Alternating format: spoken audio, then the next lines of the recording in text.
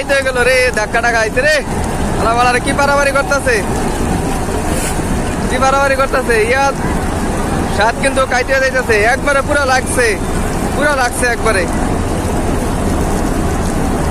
দুইটা কিন্তু একবারে সংঘর্ষ অবস্থায় কিন্তু চলতেছে দুটোটা, কেউ কাউকে ছাড় দিতে রাজি না। এত এত বড় এত মানুষ লয়ে কি কাহিনীটা করতেছে রে, পাগল হয়ে গেছে দুটোটায় একবারে।